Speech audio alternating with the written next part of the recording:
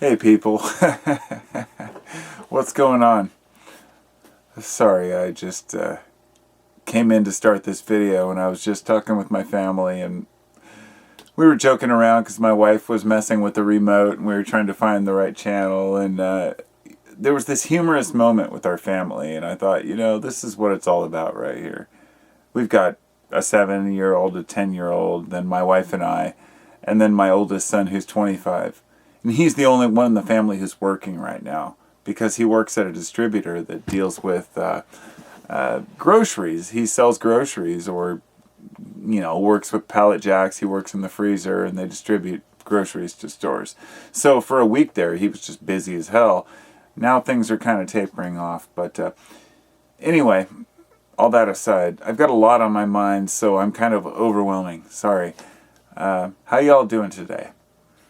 I have a lot to talk about, but I'm really going to try to do it in a enlightened mode.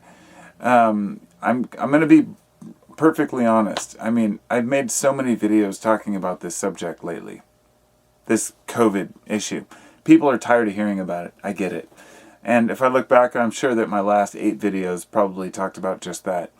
But my videos are never intended to get views or to talk about news. And you all know that. I talk about what's on my fucking mind. And what's on my mind is the fact that I haven't been able to leave my house.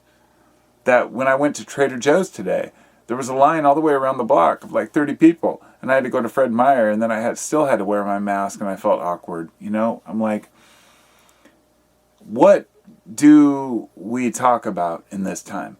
Do we talk about getting back to work? Like I heard today again. And look, I want to make this perfectly clear to all of you. We've had a lot of debates and discussions over the years and disagreements about what's right and what's wrong. I don't want to make this about Trump or about liberals, Republicans or Democrats. We've all talked about this before. They're both sides of the same fucked up coin. I don't want to talk about politics. But I have to get this out of the way that it's the politicians that make this political, not the people, okay? Now, sure, there's plenty of people who want to blame Trump for everything. I'm not one of them. I don't think it's Trump's fault this happened. If you look back at my video from a month ago, I said this might be coming and there's really nothing we can do to stop it. As a capitalist nation, people come and go and there's a lot of travel going on. This is a crazy fucking virus that can attack anybody at any time, and it can lay dormant in people for a week, and they can be contagious. We don't know how it operates exactly. And I feel like people are getting way too caught up in the details about it instead of just acknowledging it exists, right? And saying, how do we move forward? So we're all on the same page here when it comes to saying, hey, we want to protect our parents. We want to protect our children. Somebody pointed out a comment I made the other day about how, the people aren't here to support the economy. The economy is here to support the people. And I feel like we've really lost track of that. Because, as I said, I'm going to briefly touch on this, but the politics are just ridiculous. I heard a speech earlier. I've watched more speeches and more of the Trump speeches, especially, than ever in the last few years. I can only take so much of this, but I have to listen to what people are saying. Yesterday, I watched the most boring discussion ever, but it was with Trump and like 7 or 8 different oil barons, oil executives, Exxon and Shell, whatever. I was so just disgusted by the discussion they had.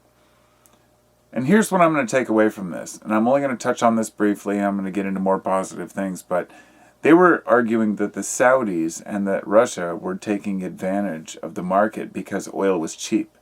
And he said, and I have this totally recorded here. It says, he's like, this could be good for the American consumer. They're saying that oil could get down to 99 cents or less per gallon. But I'm going to do everything in my power to put tariffs on all the imported oil because the energy sector is more important. In essence, the president just told you, Your personal needs are not as important as the companies that support your needs. And I don't know why people can't see what's going on here. This is the same kind of mentality of bailing out the banks and thinking that this is going to help you. You know, I was talking with my neighbor about this today. Like, how can people actually believe that giving money to the corporations is going to help them? They're like, it trickles down. It's a trickle-down economy. I don't mean to be rude, but if you believe in a trickle-down economy, you're a fucking moron and you're ignorant. It's gotten to that point where I just can't stand people who repeat that. It doesn't trickle down. It never has. It never will. And please prove me wrong by sending me paperwork, evidence, links to show me how we've all benefited from these corporate, massive corporate benefits. I mean, Amazon is just one of them. But here's the thing. The idea that the Saudis are taking advantage, what that really means, I'm just going to finish this now to get it over with. What that means is that the Saudis have cheaper oil than we do. They can pump it right out of the ground. We have shale deposits. They require a lot more effort to extract. Because of these deposits, America has claimed itself energy independent. So my question is, if it's really energy independent, why are we so concerned about underbidding? It's because it costs a lot more for us to pump our oil than other countries. And because of that, they want to artificially inflate it to the consumer.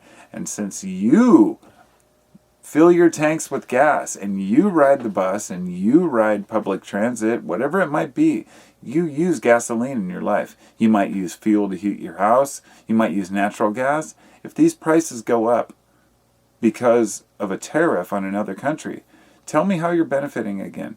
So I'm done with that one. But there's this competition, these weasels that sit there in the office yesterday when I watched this interview. The ass kissing was supreme. I mean, it was like, oh, Mr. Trump, you've been so great for this country. You've really helped our economy. And I want people to realize this. Printing money does not fix the economy. And I'm going to repeat this in a different way. I've had at least 3 people leave messages on my videos saying, oh, you socialists should be stoked because you're going to get free money. I'd like to tell you something. You're a dumbass for saying that, because I am not a person who's probably going to receive a check because I didn't file a tax return. I own a small business. Most of these loans and these bailouts go to small businesses, but they get to apply before the smaller businesses, which have to wait a couple weeks, which means they'll get drowned out and the money will get sucked up by the big companies. And we're talking about like franchises. You have a small company, a corporation that perhaps makes, they only have 50 employees, but they're in a huge chain that has millions of employees, right? Well, you're still going to get that bailout. And I don't want to get into the details of this, but I'm not getting shit out of this, most likely. And I told my neighbor this earlier. I said, I would be totally happy to not get anything from the government if they would just stay out of my fucking tax money. I'm willing to pay taxes on my, the things I buy. I'm willing to pay taxes on the gas that I use. Road tax, I pay for my, what do you think licenses and registrations and insurance really are? Do you think it's like some money you just pay into nothing? Especially, insurance is one thing, but licenses and registration are things that are supposed to help pay for roads and maintenance and things like that. So I heard that the U.S., and I have to confirm this, that the U.S. Treasury was going to print 2 $1 trillion coins and put them in the U.S. Treasury, or maybe it was the Mint was going to produce these 2 kind of symbolic coins to put them in the U.S. Treasury to signify that they had borrowed $2 trillion to give to the people and the businesses.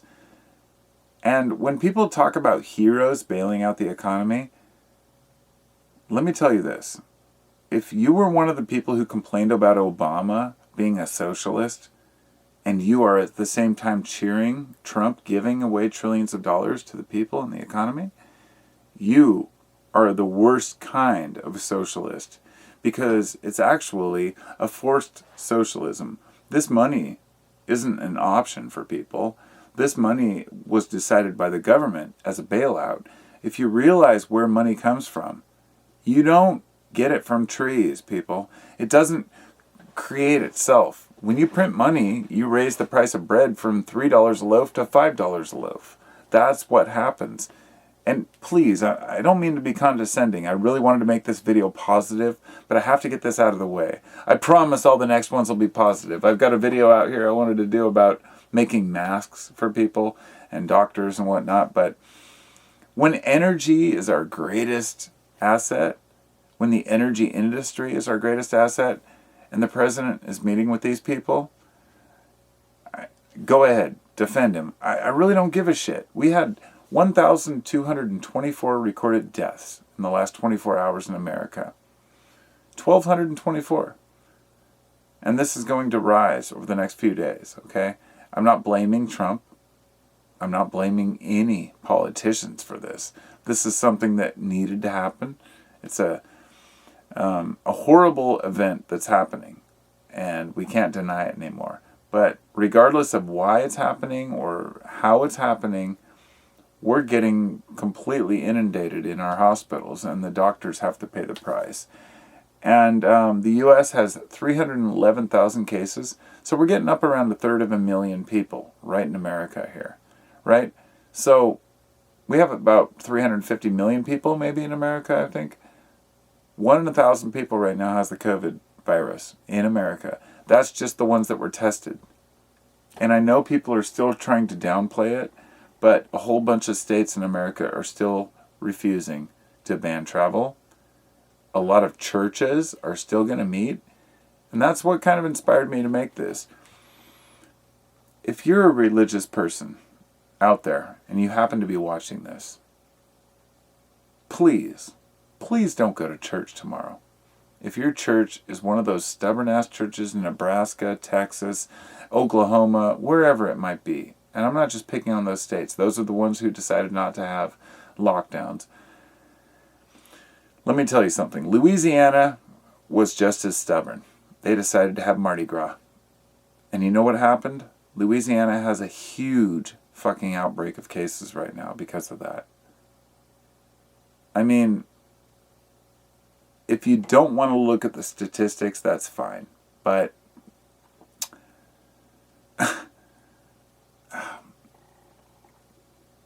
how do you even talk about this shit, right? It's getting really fucked up out there. People talk about how we might be going into a recession. And I need to get all these negatives out of the way. It's not a recession, people. We will be going into a depression. You cannot print money. You cannot fake an economy for that long. 2008, the American economy failed. And look, I'm not just talking out my ass here as some fucking hippie liberal dude just going, oh man, the economy sucks. You know, I get some smart-ass fucking subscribers who want to comment and pretend like I don't know anything, and that's fine. I respect your viewpoint, and actually I respect it a lot when you leave a long comment, but let me tell you something. Years ago, I read a book called Behold a Pale Horse. That told me how fucked up, how false the economy was in the American system. That was a weird book. Years later, I read a book called... it was by G. Edward Griffin, and it was called The Creature from Jekyll Island. It's like an 800-page book, and it talks about the Federal Reserve. And it says in the description, like something like, reads like a detective novel, and I was like, yeah, right, money. I got about halfway through it, but I read a lot of it. Hundreds of pages about the economy and the American system and fiat money. And then my wife got me this for Christmas because I asked for it. It's called Capital by Thomas Piketty. And it's another huge-ass book, and I haven't gotten through it all the way yet. But this one is, he's considered one of the best experts on the economy. It's about 650 pages. talks about the disparaging wealth gap and all the things that have happened to the economy in Europe and the U.S. I believe he's German and it's translated, but regardless, my point is that I know a little bit about the economy, enough to say that I do not believe that we will recover from this in any way, shape, or form like we have today. We have reached the peak of innovation when it comes to what you would call the Industrial Revolution. The machines have been made. Now it comes down to circuitry, to diagrams, creating these new wafers and smaller computers, things like that. But they can only get so small. In other words, the average consumer can only use so much. We have pushed our limits to the point where most people, a lot of people, are rejecting the technology, are rejecting the new world of just overwhelming smart appliances, things like that, if you will. In fact, there is such a paranoia about this that there's a huge conspiracy theory about this whole virus being fake, that it's all caused by 5G wireless technology. And I'm only going to touch on this for about 30 seconds, so let me go with it. There is no evidence whatsoever to show that this virus is fake and that it's only created by this 5G wireless technology, nor is there any evidence that this shortwave technology is actually damaging to our psyche, to our personality, to our health. There are doctors who disagree with that. Fine, so be it. I won't get into the details, but I want to say that if you have evidence, not just links to YouTube videos, but actual evidence that 5G links to the virus, that and a lot of you are wondering what I'm even talking about. Let's put it this way. 5G has not exactly taken off in Africa, and there are plenty of cases of it in Africa. So no, it's not technology that created a virus. What this is a desperate plea for humans to understand why something happens. And we have to wrap our heads around why things happen. So the conspiracy theorists, often who think that they're the most open-minded people, and I'm not trying to be condescending here, they're actually some of the most closed-minded people because they really believe that they can label and understand why each thing happens. This was a hoax, this was fake, this was planned, as if humans are so genius that we can plan everything that happens on Earth.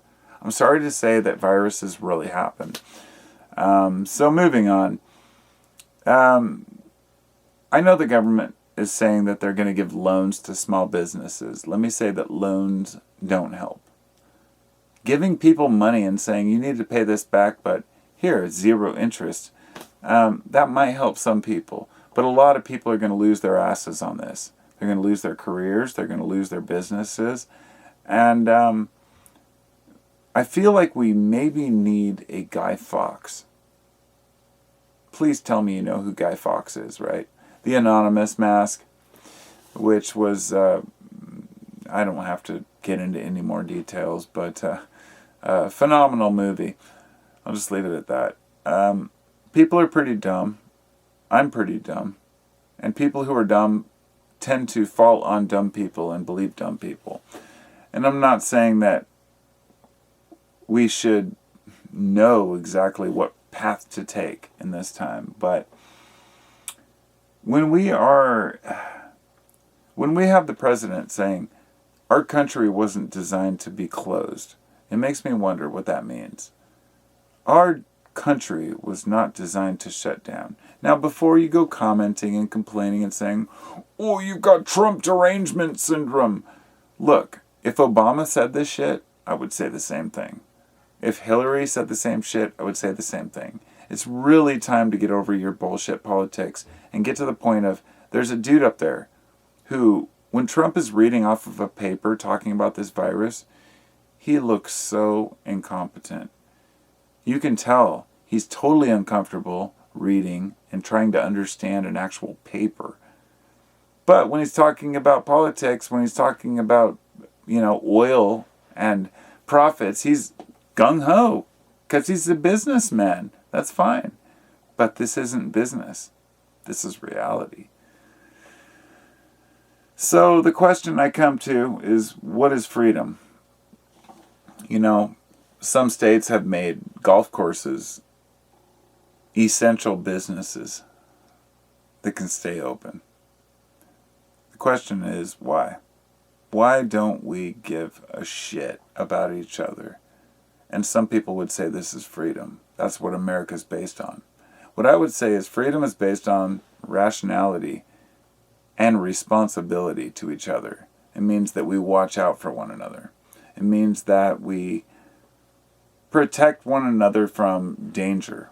And so, if you are going to deny this virus is an issue, if you are going to pretend like it's not going to affect your community and your county, if you're going to be like this, somebody sent me this Project Veritas, where they went to hospitals and they talked to people like saying, hey, where are all the patients? Where are all the patients? And it's just shameful, disgusting that people would even do that.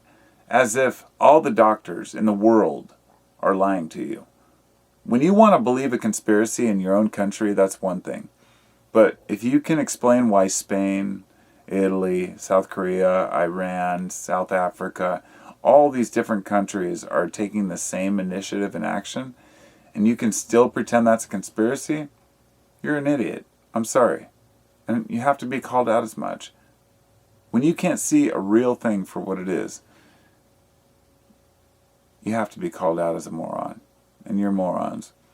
And that goes out to all the conspiracy idiots, the QAnon people, the 5G wireless people, the folks who are going out there and pretending like this is a liberal hoax. Fox News has been desperate to spread that shit for months. I've seen it. I've watched it. I'm open-minded enough to watch Sean Hannity. I hate the guy, but I watch him because I want to know what he's saying. Because I do care. I'm not a fucking ignorant fool. So, hopefully, you're watching the other side of the story too. Because we're all in this together. And it's going to get worse before it gets better. Thanks for watching. Don't know what else to say. This was supposed to be a positive, inspirational, uplifting video. And it turned into my rant about all the bullshit going on. But I promise you the next video will be more positive. Making masks is pretty easy, and I have a sewing machine out here where I've been sewing up some, different types, because I enjoy it. It's not just about being paranoid or being scared or always hiding, behind a mask. It's about, hey, just being part of what's going on right now. The celebration of the people who help us out in this time. But, anyhow, it's for another rant. Thanks for listening. I'll talk to y'all later. Be well. Take care of each other. And I'm sure I'll get a lot of bullshit from this from people who are Trump supporters, because it seems like Trump supporters are the ones who have Trump derangement syndrome, as they call it. Because I've heard this from a lot of people. If you're one of the people who's going to say that I have TDS, which you even have a little cute little word for, a little acronym for it. I thought, it's kind of interesting that I've made several videos where I didn't even bring up Trump, and people still said, oh, it's Trump derangement syndrome, because they're instantly triggered. The way they talk about liberals being triggered. Really what I find is most of the Trump supporters are easily triggered. A lot of these people are the same ones who a month ago told me, well, if we want to go do what we want, we should be able to do what we want. We can go to church. We can go do what we want. Fine. Maybe we should build a wall around Nebraska or Texas. Imagine how that feels to be the idiots. And in the long run, your hospitals are going to be inundated. Your own healthcare workers are going to be dying. And you're going to feel like fucking morons. So, peace. Thanks for listening. Talk to you later.